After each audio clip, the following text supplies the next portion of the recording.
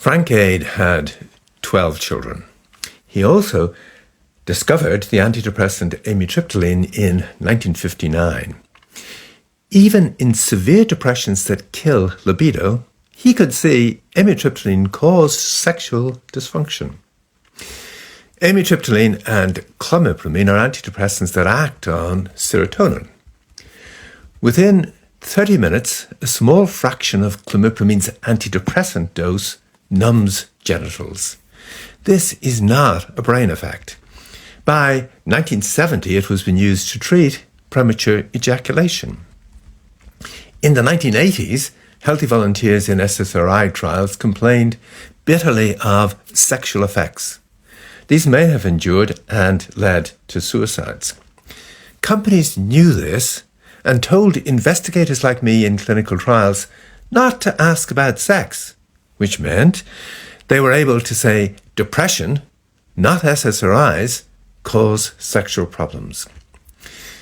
Persistent genital arousal disorder, PGAD, turned up in the 1980s. Withdrawal from SSRIs is its commonest cause.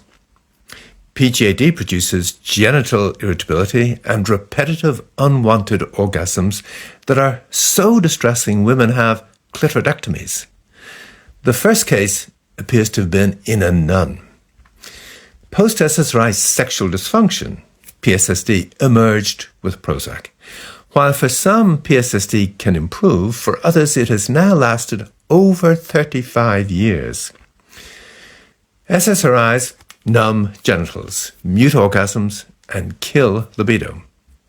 With PSSD, this persists after stopping the SSRI, sometimes getting worse. Because PSSD can start before stopping, and close to 50% of people who stop an SSRI don't return to normal, we don't know how big the problem is. Both sexes, all ages, all ethnic groups, and perhaps 2% of the population are affected. You may also have post-SSRI emotional, vision, balance, and bowel damage.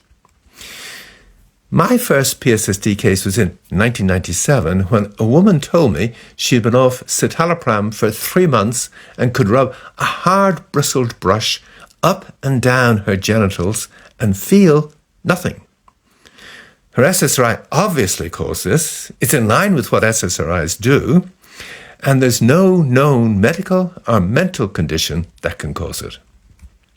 But rather than helping someone suffering desperately, many doctors dismiss people, call them crazy.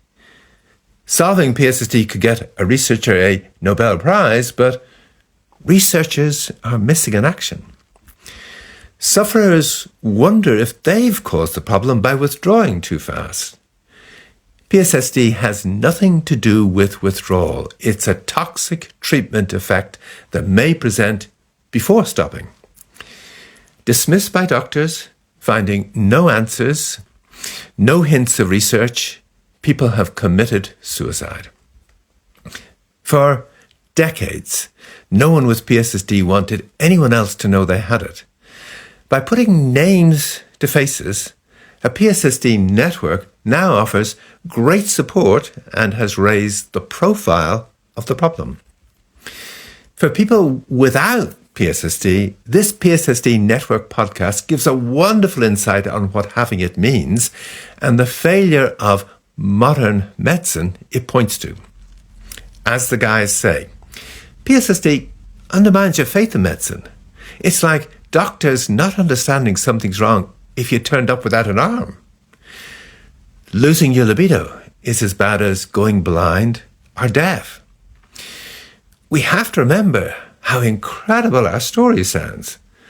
Most people think a drug that could cause this wouldn't be on the market.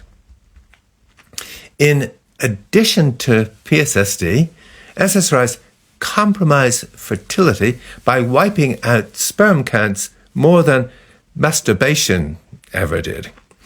And hormones critical for getting pregnant and maintaining it are disrupted also. SSRIs cause autistic spectrum disorders and other birth defects. Pregnant animals taking SSRIs have asexual autistic offspring. There are likely people now whose asexuality coincides with the fact that they've been exposed to in utero or prepubertal SSRI effects. Interest in sex is in freefall. This BMJ article blames depression. Most depressions are mild and don't kill libido. In fact, just the opposite. SSRIs do kill libido, but medical and lay media won't publish articles saying that SSRIs are causing this problem that affects all of us, not just those on SSRIs.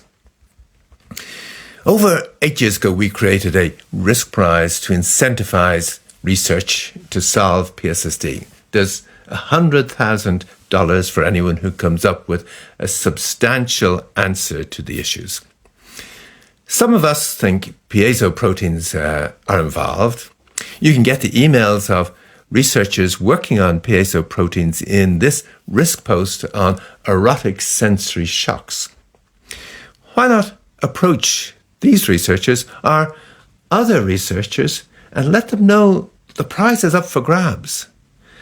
There's a finder's fee for you, for anyone who finds the researcher who finds the answer.